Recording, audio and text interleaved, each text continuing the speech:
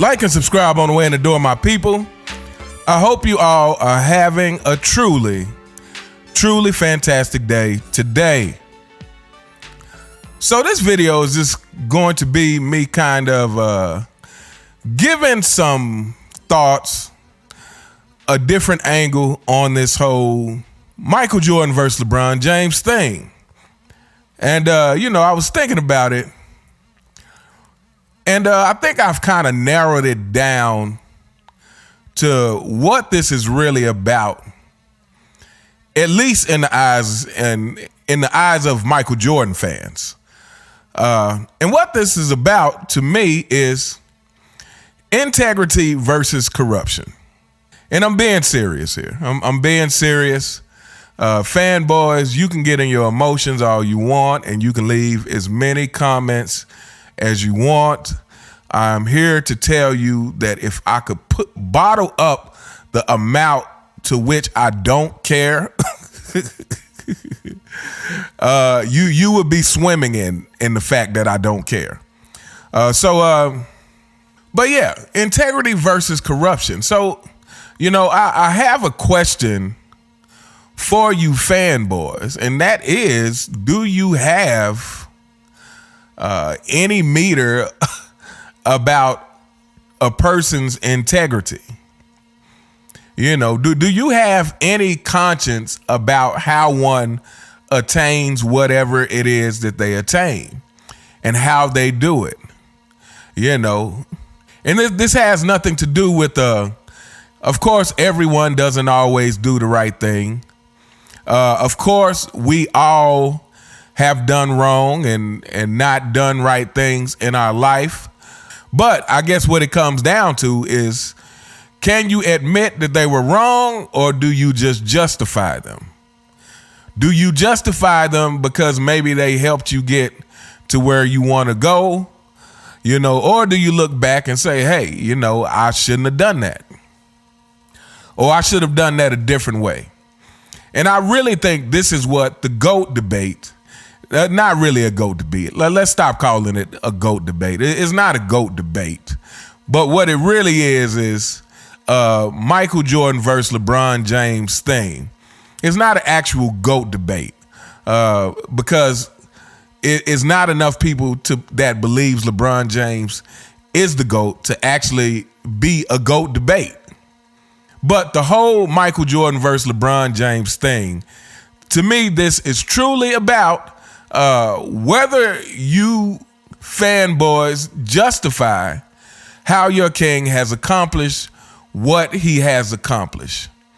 And, you like to talk about how MJ fans are just hating and, fanboy anthem and all these different things. But what it really comes down to is fans of Michael Jordan cannot tolerate certain things. We cannot tolerate certain things. And the question to you fanboys is how can you tolerate certain things? I've watched a lot of these youngsters who do reaction videos, and a lot of them are LeBron fans. And most of them can admit that the flopping is a low integrity thing. But, whenever someone brings it up to the fanboy base, they seem to not be bothered by it at all. I mean, I would think that that's kind of one of those things where whenever someone bought that part up, you fanboys would have to immediately shut up, right? Because it's just a low integrity kind of thing. And when you're looking at all the antics of LeBron James, I mean, let's just talk about this season. Let's talk about the amount of whining that LeBron James does. Let's talk about, the poor leadership and lack of taking responsibility.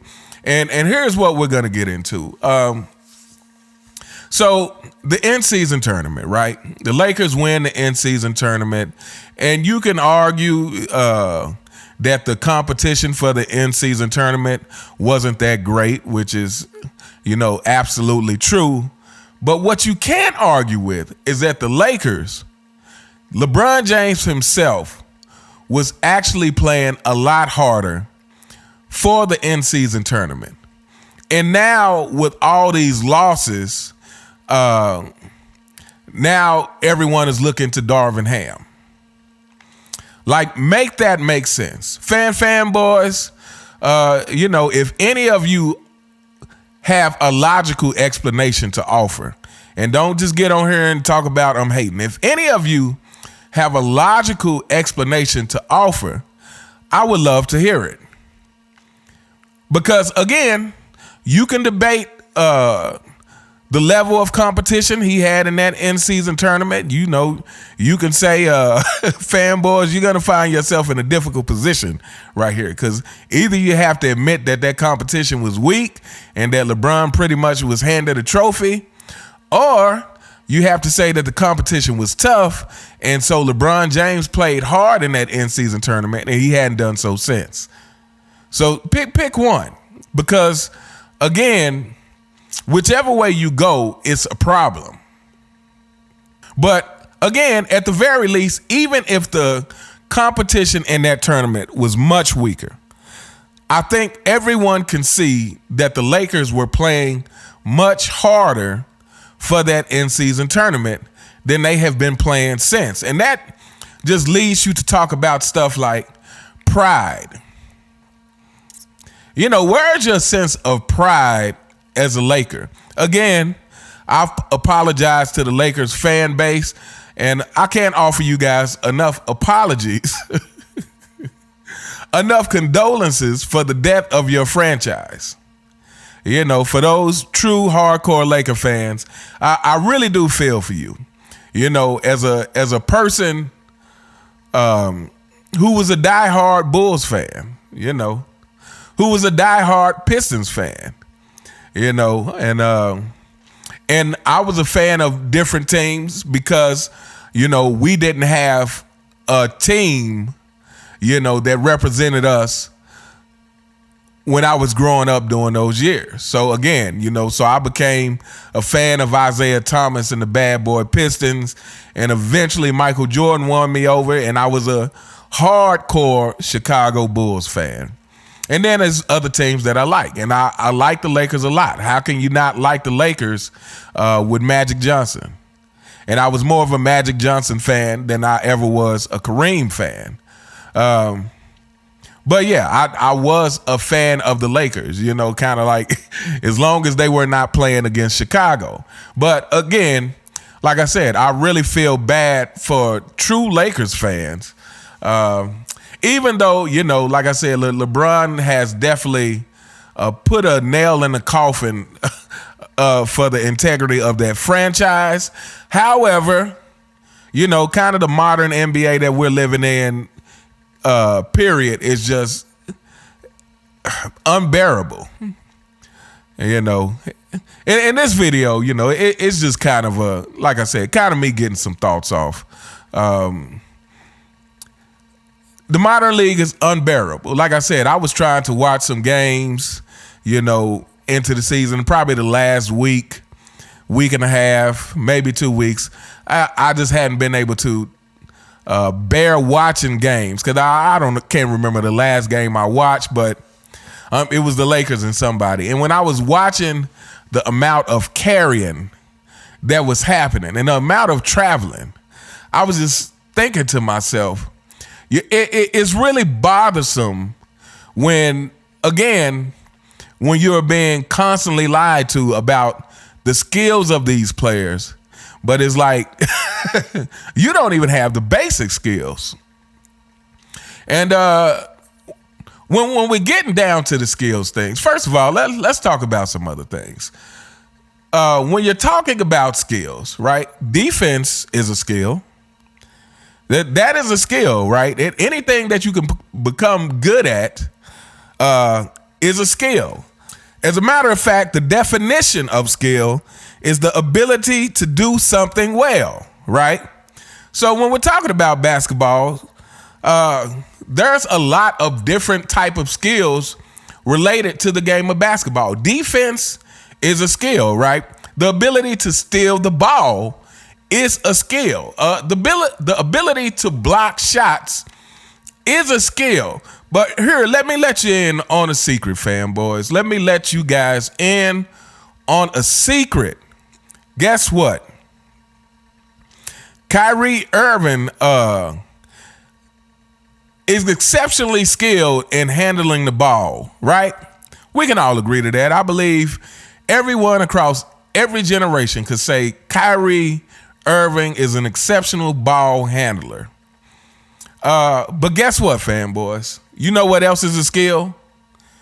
Being able to handle the ball against a hand check. That's a separate skill.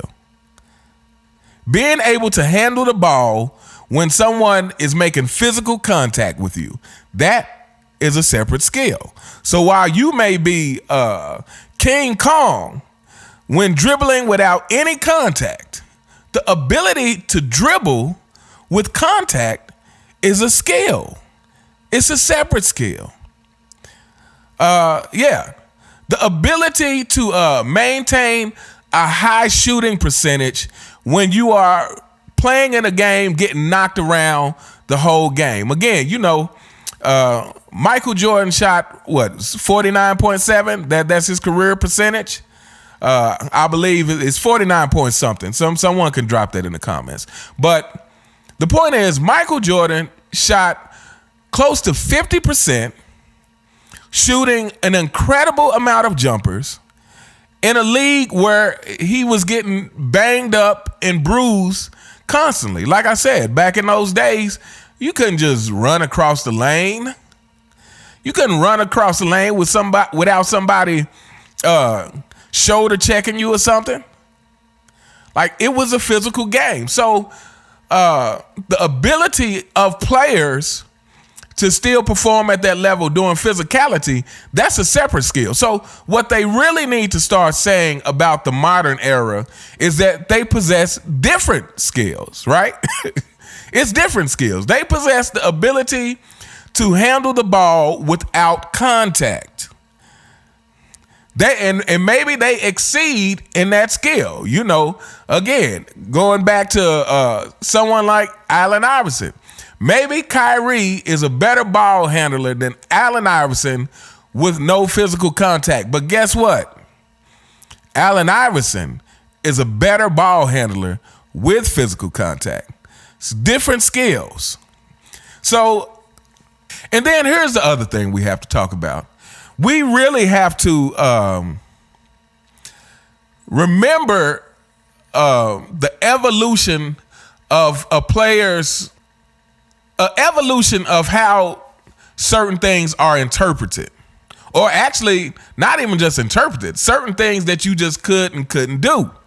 Like, so, again, people like to make fun of the basketball players of the 50s and 60s, patting the ball on top and look at how they dribble. But guess what? You couldn't put your hand on the side of the ball back then.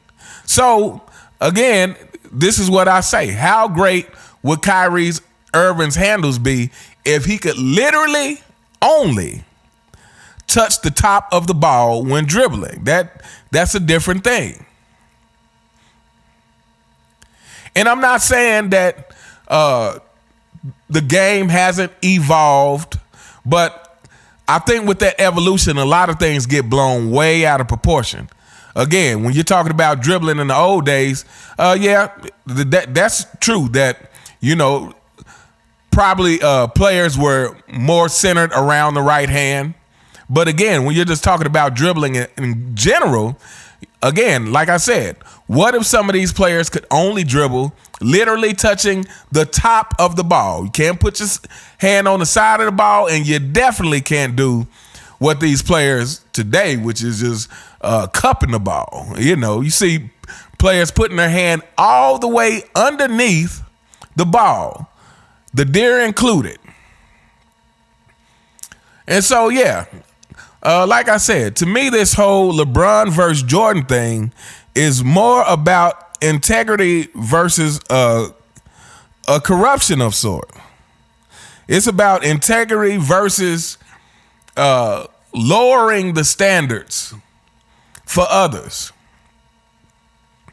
You know, and we've all, you know, I've listed the many things that is intolerable about LeBron James. And actually, I got a special video coming up for you fanboys that I guarantee you're not gonna like, but that's what I'm here for.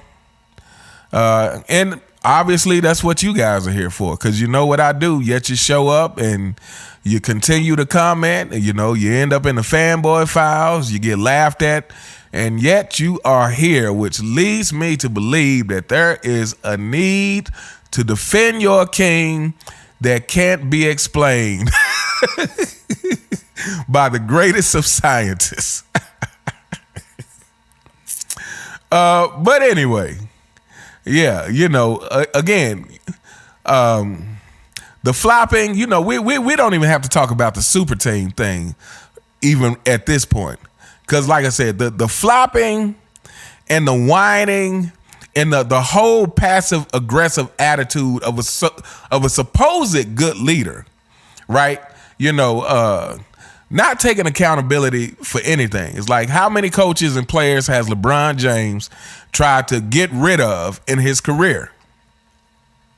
And again, I mean, fanboys, like, you guys get in your emotions and you just start spouting off. But again, I ask you, for someone who has had more control over their career than probably any other player, who has had more control over getting players fired, getting players hired, going to whatever team they want, it should be a no-brainer that you cannot bring up what LeBron has had or hasn't had in terms of players and coaches.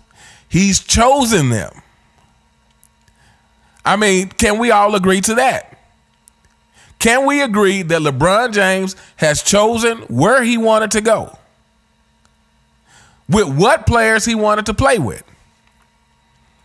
So again, when you talk about what he has and hasn't had as a player, it's really just total illogical. But again, you know, this video's probably went on longer than I had anticipated. But like I said, I was just trying to get some thoughts off my chest. And like I said, what it really comes down to is what do you value as a person? Fanboys, you guys really need to think about that. What do you value as a person? Do you value success at any cost? Or do you value the person who truly grinds it out to get that success? I mean, we all know the answer. I'm asking the question, but based on the fact that you guys are in comments every day and that LeBron can do no wrong in your eyes, we all know the answer to that question. But, you know, just something for you to think about. But anyway, we're going to hold up here.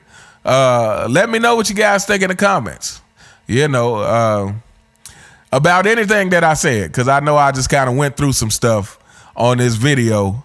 But yeah, like I said, I think the whole Jordan versus LeBron thing is like, we need to stop calling it a GOAT debate, period. It's not a GOAT debate, but it is the media trying to put LeBron versus Jordan and trying to diminish Jordan at every turn so that they can rank LeBron as high as people will accept. But anyway, let me know what you guys think in the comments. You all have a truly fantastic day, and I will see you next time. All right.